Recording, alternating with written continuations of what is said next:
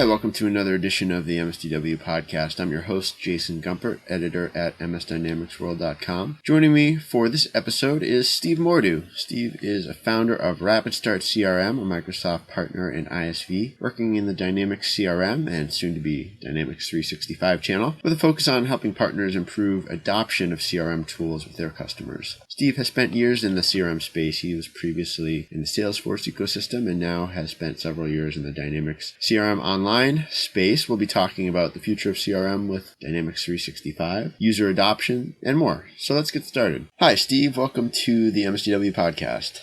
Great to be here. So you've been in the Microsoft channel for quite some time now, but your history with CRM goes quite a ways further back than that. Can you tell us a little bit about how you came to work with Microsoft Dynamics CRM and some of your history that led up to it? Sure. Actually, as a partner, we haven't been in the Microsoft channel nearly as long as, frankly, probably most of the partners that are in it. We started out as Salesforce consultants, probably going back about 15 years ago, shortly after Salesforce launched. So we've been doing cloud CRM for a long time. We shifted over to Microsoft when they first brought Dynamics to the cloud with version 2011 about 5 years ago. We were really looking to just differentiate ourselves in the space. The Microsoft thing popped up. We thought we'd take a look at it. And the more we looked at it, the more opportunity we saw for us as a partner to make a move over to that platform. At the time, it was significantly less expensive than Salesforce still is. And there weren't a lot of partners that were going after that product. So we just saw an opportunity to move from being a small fish in a big pond to a big fish in a small pond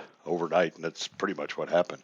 You now run RapidStart CRM, right? And that is an ISV solution. So is that a bit of a departure for you, moving from the services to having something productized? More than I would have anticipated when we started down the path. It was really an evolution of a deployment model that we had developed for direct customers when we were dealing directly with customers. When we came over from Salesforce, the white space we saw in the Dynamics area really was SMB. Suddenly SMB could afford CRM as a SaaS product, and a lot of new SMB interest that didn't exist before because they just couldn't afford it. And we realized after working with SMB for a short period of time that we need to simplify this process for an SMB customer. The same approach that might apply for a big customer is just not appropriate for their needs. And that led us really to let's do a deployment model of CRM that is simpler. Let's take all the scary stuff and hide it, and let's really focus on the thing that most of them are coming in for, which is sales. And we built this model, and we were very successful with that model.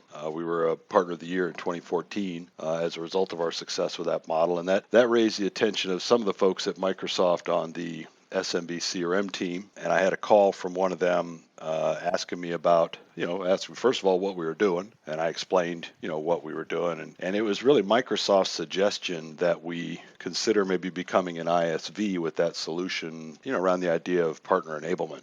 So that's really what led us down the path. Microsoft said they would support us and promote us and help us if we were able to help them with one of the biggest problems they were having with CRM online at the time, and that was getting more partners other than just CRM partners to offer it.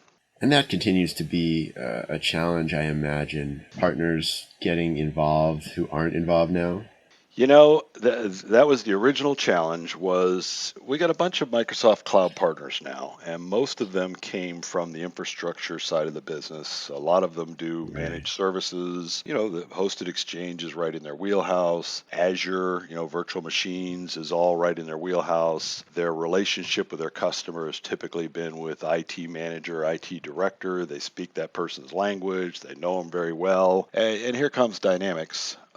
It's a business solution, and it's not typically sold to IT, and it doesn't really have a whole lot to do with infrastructure and, now that it's a cloud-based product. So these partners just weren't really offering it because they didn't know who to sell it to. They didn't have a relationship with that person. They didn't know anything about the product. And that was the original challenge that Microsoft wanted us to try and solve for, was that particular partner, and their challenge was selling business applications to their customer, a product they really haven't sold to them before. So that's kind of what was the driver for Microsoft. I've heard that Microsoft is really trying to put pressure or to, somehow entice a lot of these of their partners who sell, like you said, either infrastructure or now have adopted Office 365 under the new CSP model, to look for ways to make CRM, or at least Dynamics 365, part of their offering. I mean, to me, especially when you're dealing with a lot of these larger distributor companies that use that model, I would think a lot of them would just be on the hunt for sort of smaller CRM shops that they could either tack on or hire out of to sort of build a center of excellence or something like that they could then use to push out to all their affiliates. Is that realistic, you think? You know what? When they first launched CRM Online back about 5 years ago, there weren't many partners. We were one of the few that really was going after that product. We didn't know any better. I mean, we came from Cloud CRM, and here was Cloud CRM. A lot of the existing CRM partners had a on-premise CRM practice for many years, and they weren't moving over to the cloud none of the partners were moving at the cloud very quickly at that time. And, Microsoft's kind of siloed. They got teams out there that were selling Office 365 and pushing that product, teams that are pushing Azure, and teams that are pushing Dynamics. And the Dynamics team was definitely running into that challenge with those partners just not being comfortable. And they've taken a lot of different approaches, and we've helped them with a lot of those different approaches. I think the first approach that we took, and we actually developed with Microsoft, a 5-hour webinar series they put up on a learning portal several years ago, all about this idea of add CRM to your practice. And we went through 5 hours of justification, how it could be done, how you could succeed, revenue, everything you could think of for a partner. And, the needle didn't move. Partners had good attendance, but at the end of the day, those partners said, yep, thanks, but no thanks, and just didn't add it. And then the next effort the following year was, okay, partner to partner. That's the big play. It's all about, connecting partners with other partners, bringing in the resources you don't have, which really is a very logical sounding, particularly today where there's so many different services the partners are expected to support, and they can't be experts in all of them. And you would think partner to partner would be big. And it's got a little bit of traction, but still not enough. Frankly, more in other countries than we see here in the U.S. I think that the U.S. partners are a little paranoid about, bringing in another partner to, suddenly share in conversation with my customer that I own and my licenses, and so there's some nervousness about that has kept that from getting the traction it could have. Not for lack of trying, Microsoft's part and our part. And now, of course, this last year, most of what we've heard about is develop your own IP. Well, this is the same group that they're talking to, and IP is about as foreign as business solutions. So that's been another challenge for Microsoft, but they know they've got to get there,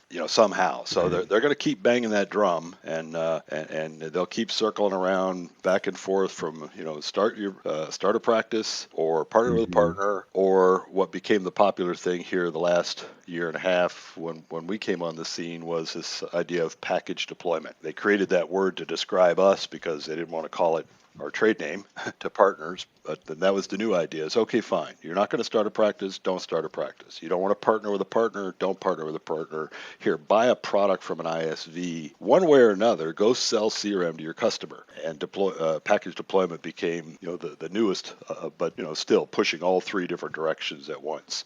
I can tell you that the idea of partner to partner is still very much alive.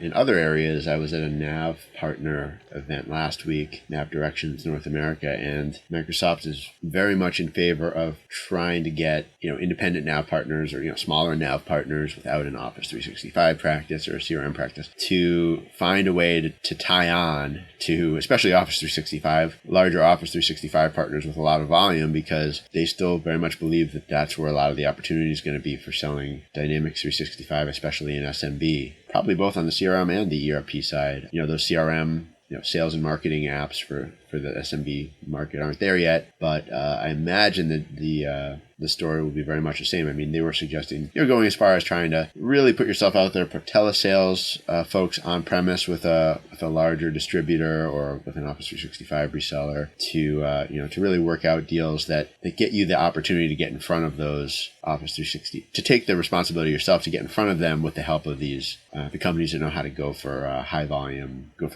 business. Yeah, there's no questioning the logic of partner to partner. and the validity of that as a model. And from the ERP side or the CRM side, those partners will be all about, yes, I would love to partner with the Office 365 partner. The challenge has been more from the other side. It's the Office 365 partner, of which, they've grown quite a few of those, and the managed services partner that is more hesitant to partner than the other way around. So lots of folks walking around NAV. There'll be lots of folks walking around Tampa here next week that'll all be, gung-ho on partner to partner, but partner to partner assumes there's two partners, a giving partner and a receiving partner. So you need that other side of the fence to be amenable to partner at a higher degree than they are right now. And there's a real art to crafting a relationship like that. It's not something any nav partner or smaller CRM shop can walk into and shake a hand and sit down at a desk and start working. I mean, I imagine that's there's got to be something in it for both sides. There has to be a clear delineation of services offered. When we shifted over to this ISV, before we even did that, when we started to work on the partner to partner, we dropped our support of Office 365 because I couldn't expect an Office 365 partner to engage with us as a CRM partner if I also sold Office 365. So you really need to be prepared to have a very clear distinction that I don't sell anything you sell, to try and get rid of that paranoia. It's going to be interesting because, like I say, I think the biggest proponents of partner to partner have been CRM partners like ourselves. It's been ERP partners talking to that Office 365 partner. We're going to have an interesting dynamic coming up here soon where, as Dynamics 365 is kind of this blended offering of ERP and CRM, we're going to now have a need for partner to partner between ERP and CRM partners partnering with each other. Sure. And it's going to be interesting to see if they're able to practice what they preach, because they've been, promoting partner to partner for a long time when it was, in their own best interest. But now an ERP partner, in order to be able to offer that Dynamics 365 product, may well need to partner with a CRM partner or vice versa. So we'll see how well they do partnering with each other. Yeah, I mean, some of the things that really interest me around that are, first is the way the technology is probably going to push partners in that direction one way or another. I'm thinking of, the common data model approach, Power Apps, the idea that, integration between these systems, Microsoft's going to expect that partners can show that off in a much more natural way, perhaps in the future. And who's going to be really ready to stand up and tell that story? And you've pointed this out too. I mean, incentives will change, right? Microsoft will push its cheese to wherever it wants its partners to go to, and they can be creative, right? Oh yeah, in how they build those incentives. Yeah, they can be creative. They can be dynamic with those incentives. I mean, if you look at the incentives, I think that they've moved them around. They're definitely not static. They move them quite a bit around to where they want to go and where they want partners to go. I think that what we're going to see potentially as a partner, thinking about my customers asking me for a service I don't provide. Okay, maybe I'll partner with a partner to provide that service. I won't make much money because obviously that partner needs to make money, and there's probably not going to be a lot of room to step on that any crazy amount. So I'm really doing it more as an accommodation for my customer, so they don't have to go looking for that partner by themselves. My motivation level's not particularly high. I don't have a significant revenue motivation around that, and so that's going to be, if I start getting that call from that customer too many times, then I'm going to be thinking about, okay, maybe I need to start this practice that they keep telling me to start, or maybe I just need to buy one of these partners. I know that we have been approached, probably 20 times over the last 3 years from partners wanting to acquire basically a CRM practice to bolt onto what they have. I think that we're going to see that happening with the ERP and or CRM, where they're going to be buying each other. There's certainly several partners out there, bigger partners. TriBridge comes to mind, that offer both sides of that stack, and they're in pretty good shape. But there's going to be there's a lot of CRM partners out there that do nothing but CRM. Think of somebody like a Power Objects, and there's a lot of ERP partners out there that do nothing but ERP. So I think we're going to see some acquisitions this year around those partners wanting to own the whole stack, where partner to partner just isn't a viable. Partner to partner works great for intermittent need, but if you're going to build a practice that includes both of those, you really are going to want to own both sides of that. Yeah, I mean, that pool of available partners is shrinking who have a real great CRM shop or great NAV, GPAX, probably NAV or AX are probably the most attractive, but shops that are really sort of available and out there to be to be bought on the market right now. I mean, they have been. I'm honestly surprised that more haven't already been scooped up, because there are still some really, perhaps it's by choice of the owners of the companies, but there are, still some great CRM shops that are independent, but not as many as there were last year. There's some that aren't anymore. And I think that CRM suffers from that a little more than the other products, although I think I see that coming for them, in that the ground has continued to shift under the CRM partners' feet. And when you look at things like the revenue model has changed now to, this recurring subscription underlying. Of course, you still got your professional services, but those professional services might used to have include a bunch of on-premise deployment services, which are gone. They might have included even hardware deployment, which is, essentially gone. So they're a little challenged with that. So now suddenly they're looking at the staff that they have had for all these years that they've built up over a long time. And old Bob down there, he's a CRM expert. He's been doing CRM since 1.0, and he's got a whole bunch of skills that we have no need for anymore. But we're paying Bob for a whole basket of skills that I cannot put to use. But here, Billy, who I just hired, this young kid, I've got him brought up to speed, and he's able to do most everything I need to do for about a third the price. So that's an interesting dynamic for some of these partners. And when you think about their reluctance to move to cloud, the ones that are still reluctant, I think a lot of it's driven by that. They just I have no way to be able to pay these people in that model. Right. And it'll be interesting to see how that one shakes out also. Now, one of the things you've talked about, to sort of shift gears a little bit here, is I guess one of the things you've learned, discovered through your RapidStart CRM offering is that it's not just for SMBs, right? I mean, it sounds like as you've moved ahead, you found that it's really more about a stage of customers. Can you talk about that a little bit? Yeah, I tell you what, we went in with a very specific plan and worked with Microsoft on identifying here's the partner and here's the customer that we want to solve for. And we put our head down and we focused on that. And it was the SMB customer and it was the SMB partner who's not a CRM partner pointed at that SMB. That was what we tried to solve for. And, as we're building a channel and adding partners and talking to all of these types of partners, we noticed kind of out of the corner of our eye, some other partners that started selling the solution. And when we took a look at them, these weren't partners we were going after. These were CRM partners. And I remember thinking, well, that's interesting.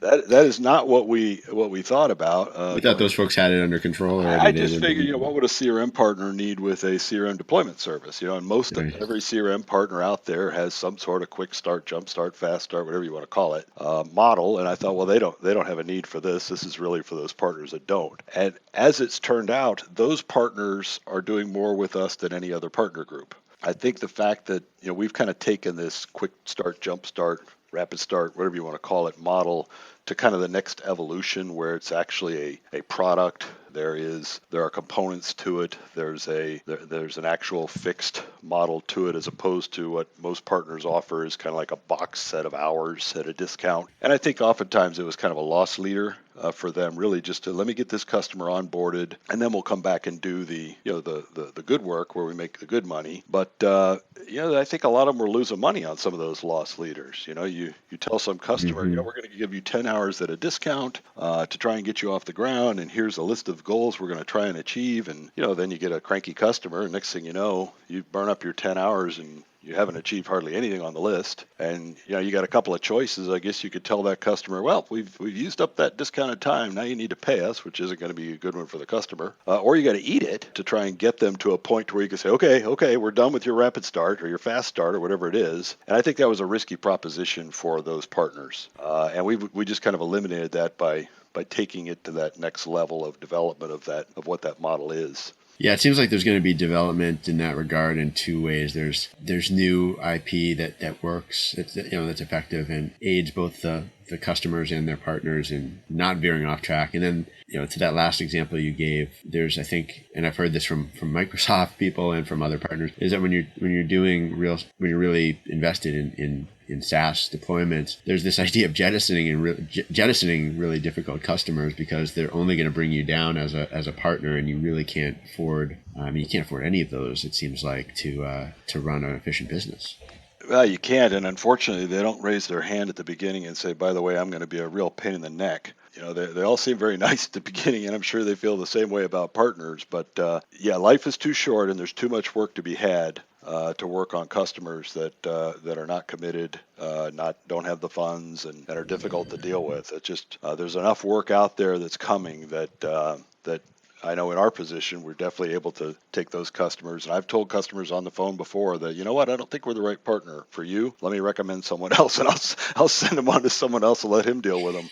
Sure. And I've heard more than a few successful, partner businesses, people from partner businesses say that they're very willing to do that. And I think there are partners who really try to gut it out. They think it's the right thing to do. They think there's a light at the end of the tunnel, but I'm not sure I buy it anymore. When we were doing the Office 365 stuff, we ran into that a lot more. Frankly, we were not infrastructure guys, so we weren't necessarily the best partner to do Office 365, but there were enough tools out there that made it easy enough for a partner to do that. We did our share of those. I was not unhappy to move away from that just because it wasn't in our wheelhouse. But when we were offering that, very often we were selling it to, again, now we're back over dealing with IT manager at a customer business, right, which we had not dealt with before. And IT manager's a interesting cat. I mean, he already knows everything about everything, even before you tell him about things he's never heard. So he's a challenging person to be successful with, unless you're used to dealing with that person, and we weren't.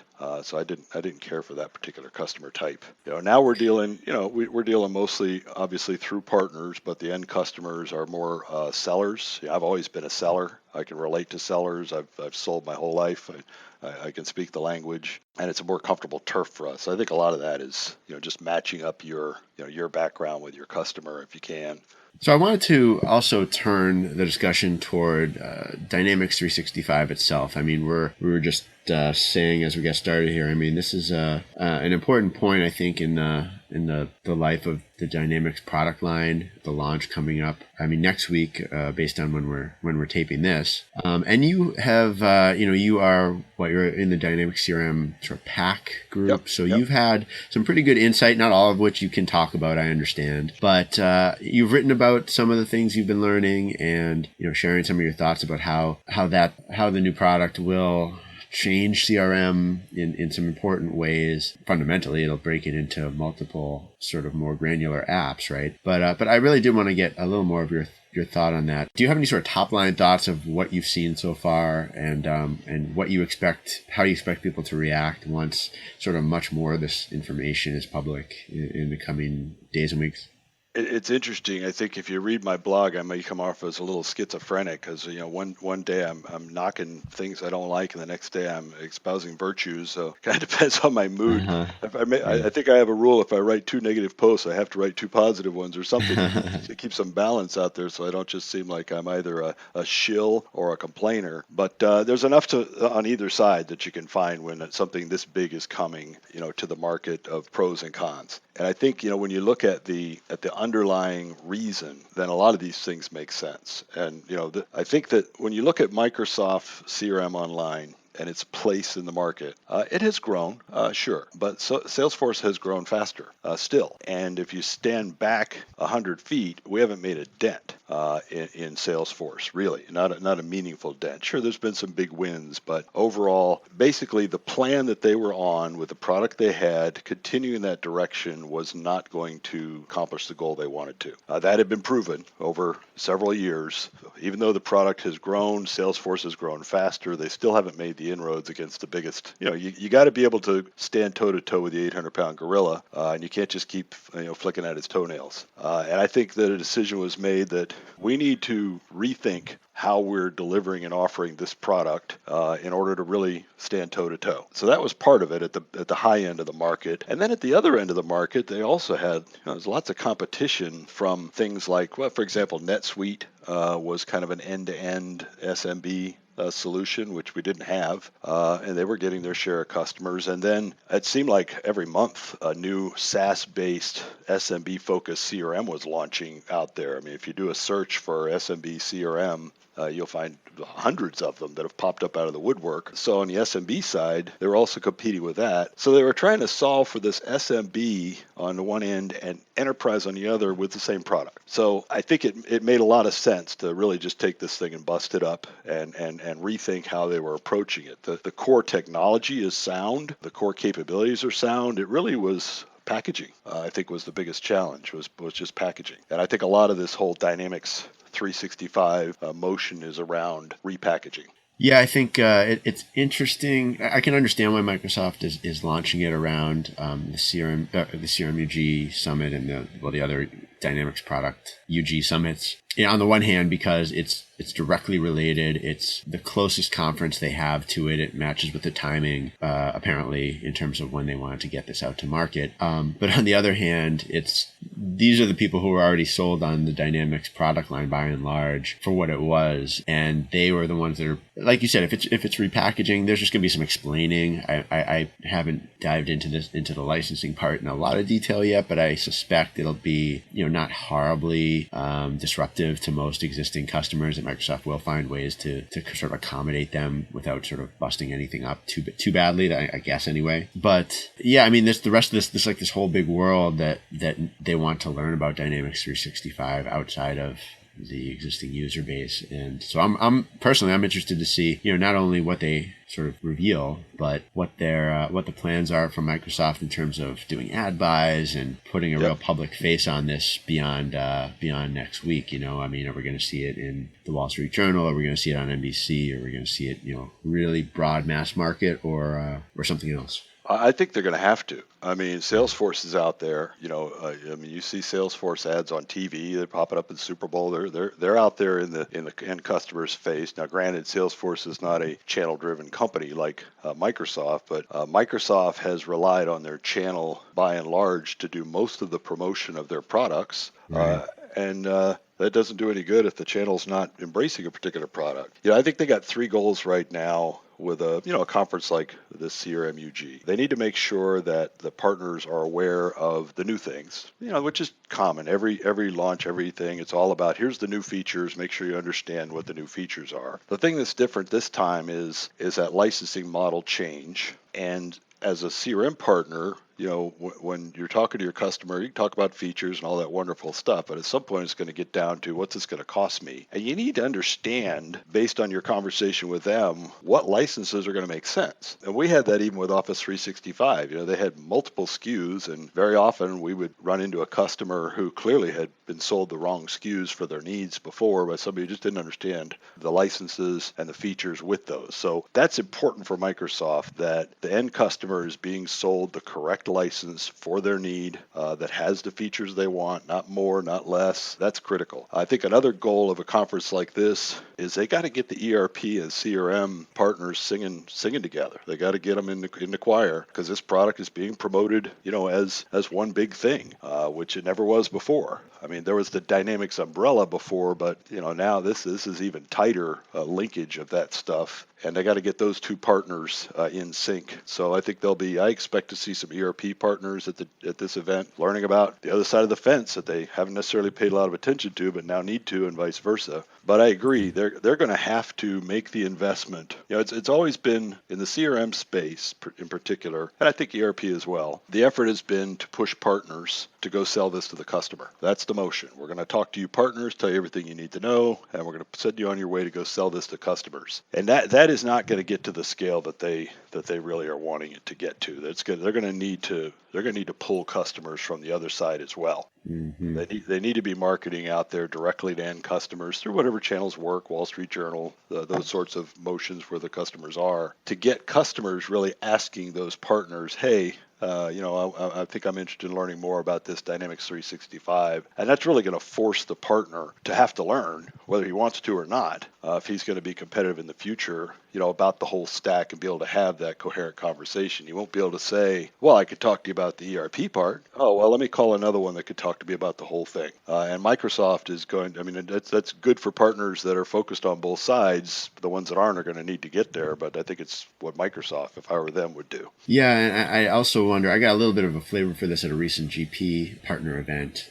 Obviously the focus there was not 365, but it was obviously talked about. And one of the things that Microsoft had done on the SMB ERP side was that they sort of redeployed their own sales team to really focus on, to show partners that they really are focusing on bringing in new SMB ERP business. And I wonder if, again, the UG Summit is really not a partner event. And so I know there can be some offline, sideline kind of meetings and that sort of thing. And I know there will be, but I wonder if part of it is convincing partners that, yeah, they are going to go out and, bring in those leads, bring in those sort of new opportunities that partners might not be finding on their own, but can get tied into and use that as a way to build confidence that sticking with Microsoft and doing the new, not bowing out. I think you even wrote about that. I mean, partners just not sit this one out, and so they don't make that decision that, yeah, we'll sit this out and we'll look for other opportunities. It's not going to be too hard, I guess, is what I'm trying to say.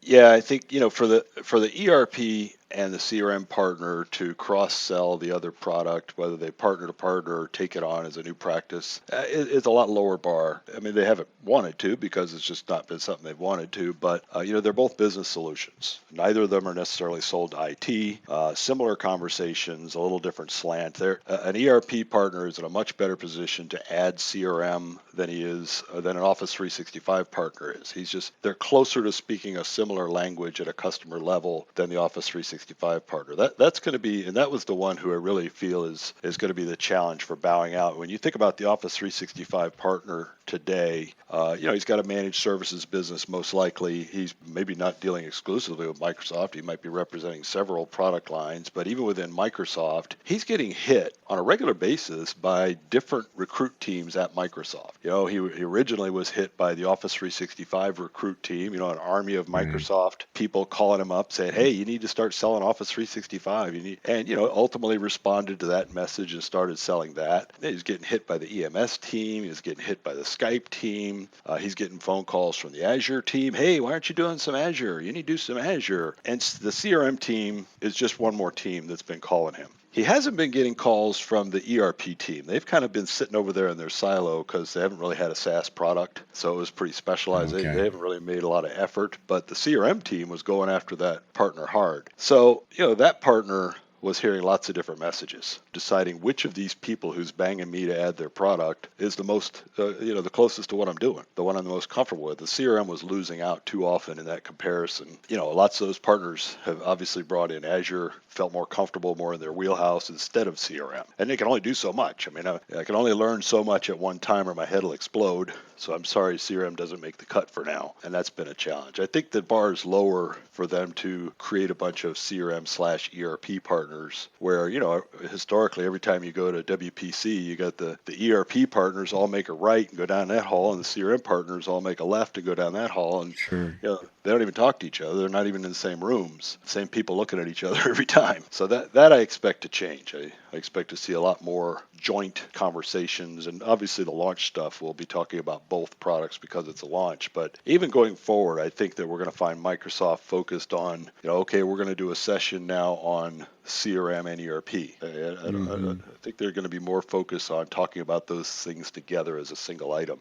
Interesting. Yeah, I think the vision is certainly on the product side is certainly for that sort of combined blended world where, people use, I don't want to get too sort of aspirational here, but, people use apps that do what their job requires. And that could be pulling from data that originated on ERP tasks. It could have originated from CRM tasks and it's sort of mixed together in a smart way. And I think the harder Microsoft pushes that vision and turns it into sellable products, I think that pressure will grow. But I mean, I think in the past, maybe you've made this point and others certainly have, that those deals don't always come together. So, someone who's looking for CRM is not in the market right now for ERP or vice versa, which I think makes that challenging for partners. It's like, yeah, we should have a combined team, but we're not selling them combined. We're not selling the same opportunities. Yeah, that is definitely, and it even gets a little thicker than that because this common data model is extending to Office 365 as well. Yeah, good point. So now Microsoft is really, I won't say throwing a blanket over top of, it's like they're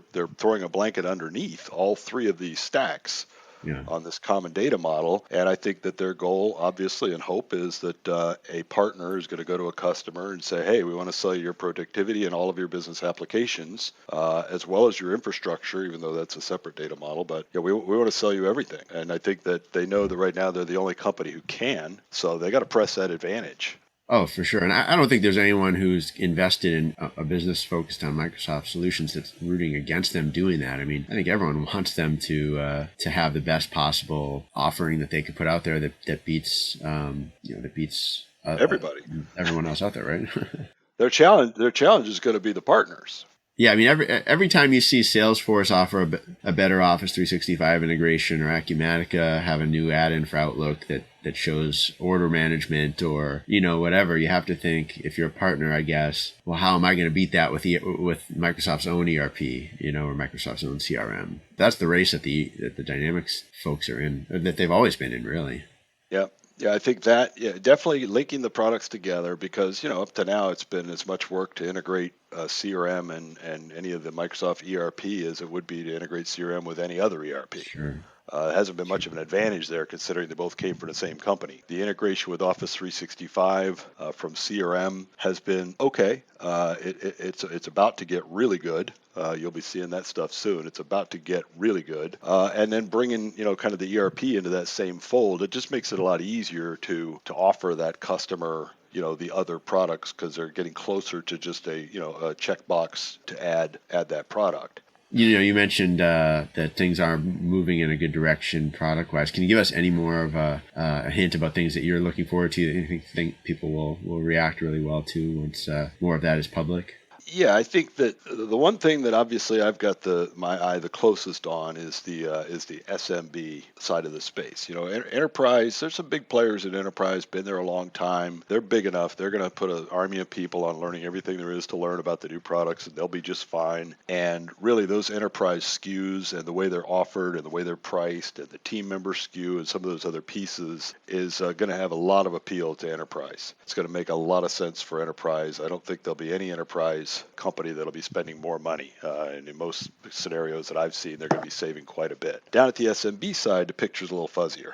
We're going to be launching with financials for SMB, which is the SaaSified version of Nav. It's been kind of made specifically for that customer. We're not going to have a CRM SKU designed for SMB at launch. That won't be coming until the spring. And what they're going to be looking at there is a CRM sales module for SMB and a CRM marketing module for SMB. Still lots of questions around what the marketing module for both enterprise and SMB is. I'm not sure what that's based on. I don't even have the details on that yet. It seems to me if you took the marketing capabilities that are in CRM today and isolated them, that's not enough to make a SKU out of. They're going to need to put some more horsepower into that somehow in order to have that be a viable standalone SKU. And I'm sure they're working on that. I've heard lots of talk about MDM going away, but I have a feeling they're going to steal some of the guts out of that maybe to bring it over, because there were some good parts of MDM. Yeah, they certainly work to add things to it. And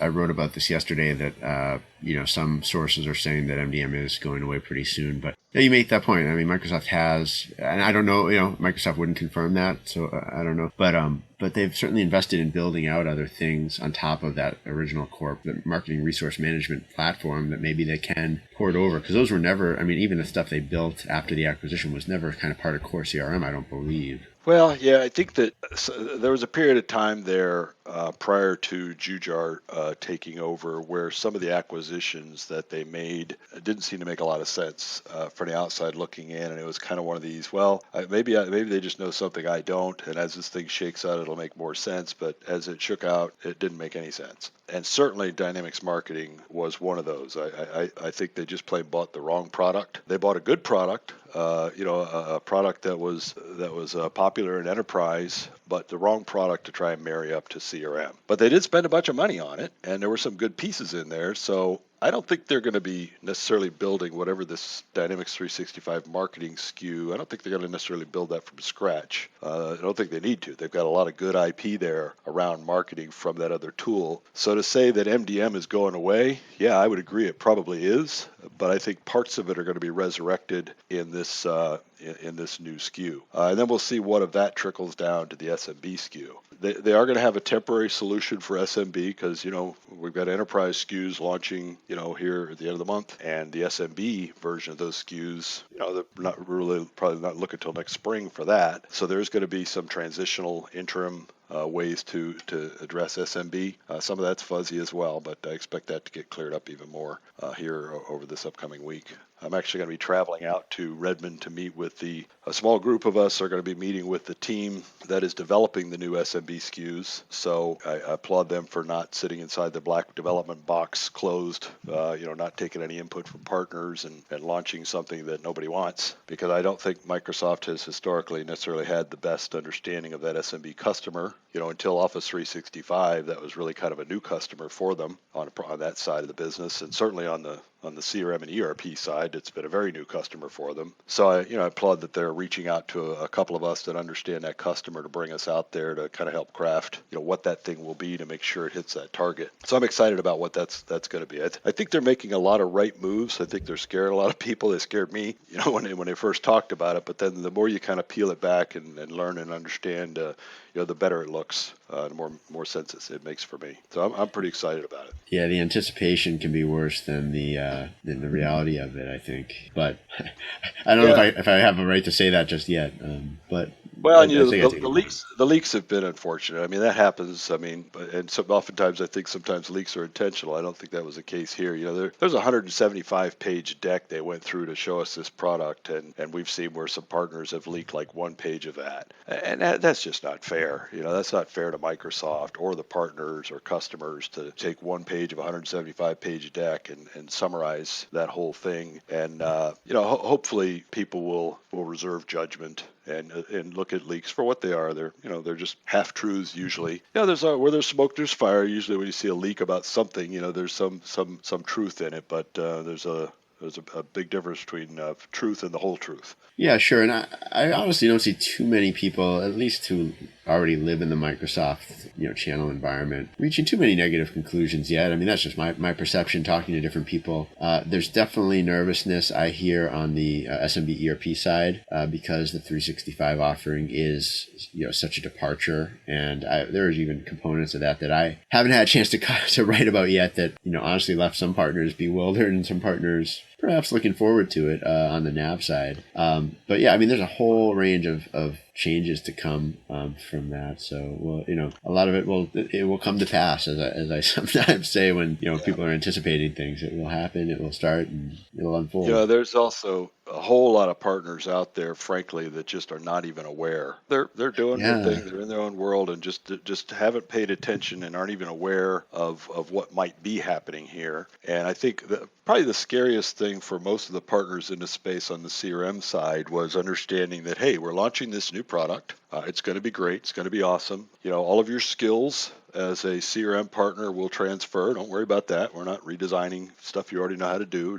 We're packaging it differently. We're adding some new capabilities for you to learn, and that's all great. Oh, and by the way, the product you're selling today, we're going to stop selling that on the same day. So I think that was probably the scariest part for me and for a lot of partners is, hey, I'm all for something new, and I'll start learning that, and maybe I'll start offering that to some customers while I continue to offer the old product to customers as I get up to speed and customers understand, and Microsoft is kind of ripping the Band-Aid off and saying, you know what, this is where we're going, and we're stopping where we were going at the same time. There's no overlap, and I think that's what was probably a little jarring to most partners was, you mean the product I've been working on since 1.0, and certainly I've gotten to know here recently, I won't be able to sell that anymore? That is correct. And that's especially with CRM, more than I guess any of the other products that are impacted, because AX had already made the leap, at least with AX7. GP and Nav are still existing, but CRM is what you're talking about, and that really ceases in it going forward. It's all Dynamics 365.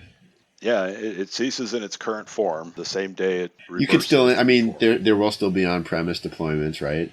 Yeah, If I yeah, you still understand have access correctly. to on-premise for those partners that are still doing that. I think the fear of partners is that customers could potentially decide, you know what, let me just sit out a little while. Or, I was looking at CRM and I was convinced that that was the way we wanted to go, and oh, wait a minute, this thing's all changing. Let me just step back and take a breath, and see where this goes first. So there's, the potential for, a possible slump in some sales here while people are kind of getting grounded in what this all means, not just from a partner standpoint, but from a customer standpoint. Microsoft is also committed to, the CSP, the cloud solution provider model, which I know you've written about and know, and that's really where they want partners transacting. So. And they've moved cheese over there in the past to get partners over there, but there's still a lot of partners that aren't over there. So another decision they've made with Dynamics 365 is it's only going to be available through CSP. Right. So now we've not only moved the cheese over there, but we moved your fork over there too.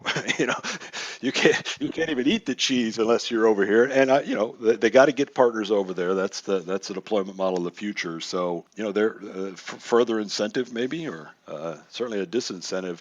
Up until now, you've been able to sell the product in other ways, even if it wasn't in your best interest or Microsoft's, and they're just kind of eliminating that and say, you know what, here's where you have to go to buy this product. So yeah, there's certainly some fear from partners, just of unknown, and I expect over the next couple days.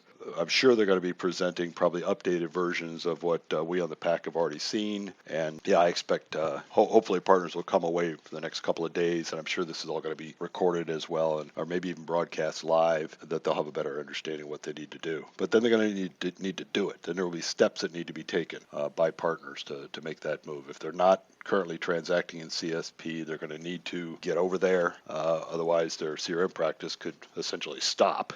If you got to get over here, or you're going to stop, especially if it was an online practice. Interesting. Yeah, the fork actually being yanked out of their hand in the middle of the meal. Yeah, and you know what? I listened to these other discussions about, wow, great news. I just saw a slide. Looks like GP on-premise is continuing, and Nav on-premise continuing, and all this on-premise stuff is continuing. And I know that a big sigh of relief was breathed by lots of partners out there that deal on those platforms. But I tell you what, I think you're fooling yourself if you think that. I mean, I think there's a dead end sign on those products just out of view. Microsoft cannot afford to go to the GP partner community and the GP customer base today and say, you know what, we're sunsetting that product in 6 months, and you need to move over to this one. They can't afford to do that, but believe me, if they could, and they thought they could succeed with it, they absolutely would. So that is coming. That there is going to be a big push by Microsoft on a marketing front to existing GP on-premise customers in particular that, hey, do you know Dynamics 365? You should be looking at Dynamics 365. And a real push.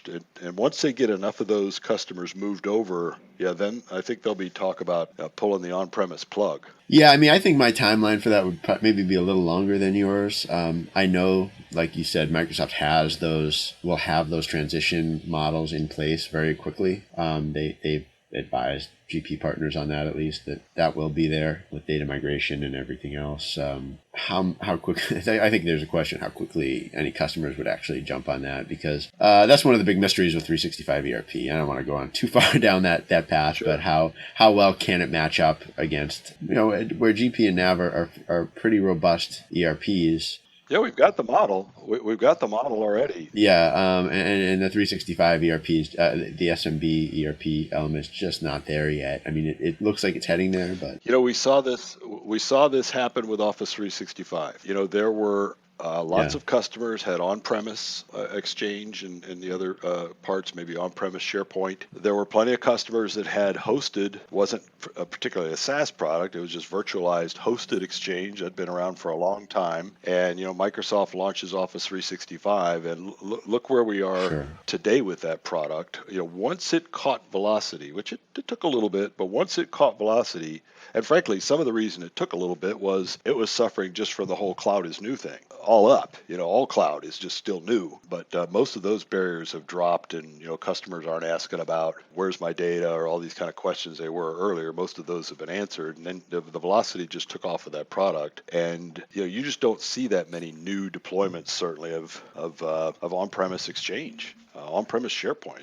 You just don't see new deployments of that. It's really only the ones that haven't moved yet. And a lot of that was a result of, as you say, reaching parity or close enough to parity to be able to make that move. And certainly with the new ERP, they've got some steps to go to get to the parity. But all of a sudden, that's going to be a trickle that's going to turn into a flood of customers shifting from their on-premise ERPs up to one or the other of these cloud versions. It's going to start as a trickle and turn into a flood, and we'll see how fast it goes. And frankly, even if partners are reluctant to push that flood, well, they were reluctant with Office 365 too. And what happened was a lot of brand new partners popped up out of nowhere and said, you know what? Yeah, I can sell Office 365 because I don't need to know anything about on-premise infrastructure. That's all gone, and I can start. Hey, I'm pretty handy with with tech. I'm going to start an Office 365 practice, and there are a bunch of what we call now born in the cloud partners, meaning they never knew anything but cloud, and their knowledge is newer. They're not burdened with a whole bunch of knowledge that's not needed anymore in the new world. And I think we'll see something similar happen we saw it in the CRM space. Plenty of we were one, born in the cloud CRM partners that couldn't, Sure. I couldn't fix a broken mouse. And a lot of these born in the cloud CRM partners could not do an on-premise deployment. We wouldn't. And I think you'll see that happening now that we've got these SaaS ERP products. I think you'll see the same thing. There'll be people that are like, well, I know financials. I didn't know infrastructure, but I know financials. I could sell this business software. Sure. Yeah, I mean, I'm interested to see how new business leaders sort of spring out of this product launch. Does that happen at all? Do we see people maybe stepping out of legacy, ERP or CRM businesses where the leader has sort of decided to take a step back and wait? Do we see some new entrepreneurs kind of step to the front on this? There's a whole bunch of accounting firms out there that have sold QuickBooks software for years. And they would not have considered selling GP because it required, on-premise. They couldn't do any of that stuff. QuickBooks is just a little desktop client, or even now it's cloud. So now that there's, Dynamics 365 financials, I can see, accounting firms, small CPAs getting involved in selling that product through a whole nother door that hasn't even been a channel. Yeah, and that is actually forming as we speak, I believe, that Microsoft's got their eye too. Good. Well, I guess the last thing I wanted to ask you about was just about what's next for you and for RapidStart CRM. We've got, this event next week, but where are you really looking as the next interesting points here? We got pretty lucky. When they announced all these changes, I was a little nervous about, great, we're going to have to go and rebuild everything that we built now to align with the new stuff. But most of what we focused on was sales. It was around the lead and opportunity management, which is what, 90% of the new SMB customers coming in the door for CRM we're looking for. So based on what we're seeing of the new sales SKU, our solution already lines up with it. We had to make a couple of little minor tweaks to it, but nothing significant. So we're in good shape on that front to be able to kind of continue what we've been doing. But we are looking at opportunities to broaden that. We know that a big core part of our RapidStart model is the wizards. We've got a whole set of middleware that we've built that an end user can actually do their own customization without having to have any knowledge in a very easy fashion. And that's probably our highest value proposition. That's the thing that we added to what everybody else was doing that they didn't have, really was, let's turn this into a product. And there's some opportunity around doing something similar, extending that maybe to the Dynamics financials piece for helping people customize their ERP. Certainly not to the degree that they might want to customize their CRM, but there'll be some needs there. We're looking at AppSource. I'm sure you've been hearing about also and going after that market. We're looking at and talking to Microsoft about the possibility of starting an outsourced sales organization, because one of the challenges they've had with the Office 365 partners around business solutions is they're not comfortable really selling them, but if they try, they're frankly not very good at it. And then they get discouraged. And I think we're going to see something similar with ERP partners potentially talking to customers about the CRM components. Even if they want to have the conversation, they may not necessarily be very good at it. And we are particularly good at that conversation. And so we're looking at maybe building a sales organization that we can make available to those partners that they can utilize to sell for them. And sometimes I sit back and think I'm doing everything but reaching around and putting money in the partner's pocket, but you got to do what you got to do to succeed and get them going where they want to go. And so that's an interesting idea we're working with Microsoft on now. Kind of an idea that I'm a decent sized Office 365 partner. I got a bunch of customers that might be candidates for Dynamics 365. I'm not going to learn the product. For Dynamics 365? Yeah, for Dynamics 365. I'm not going to necessarily be able to learn that product, and even if I did, I don't know how to sell it. So a non-starter. Well, here, what if you were able to actually, engage with a seller who would represent you as a salesperson with your organization, who's an expert in selling that product for you, so you don't need to even learn how to sell it. We could provide that for you as a salesperson as a service. You just need to have some sort of an implementation team that can then take them and get them live with it.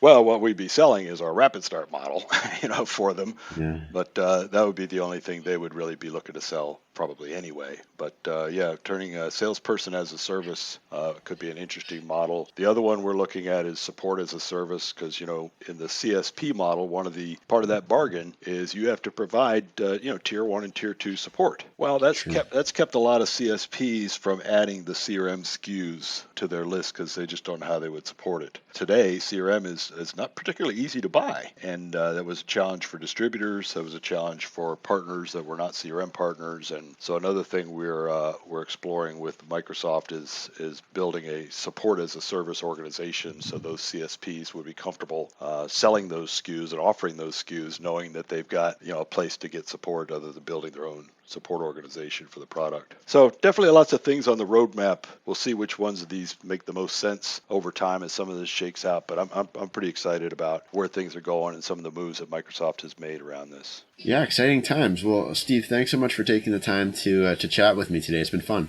It has been fun. I look forward to seeing you next week. We'll grab a beer. This has been another edition of the MSDW Podcast. My thanks to Steve Mordue, and thank you for listening. If you'd like to be on the podcast, maybe you're an ISV with a product release, a consultant with a case study, or a VAR with a unique slant on the Microsoft Dynamics ecosystem, please drop us a line. You can reach me, Jason Gumpert, at jgumpert@msdynamicsworld.com. Until next time, we are MS Dynamics World signing off.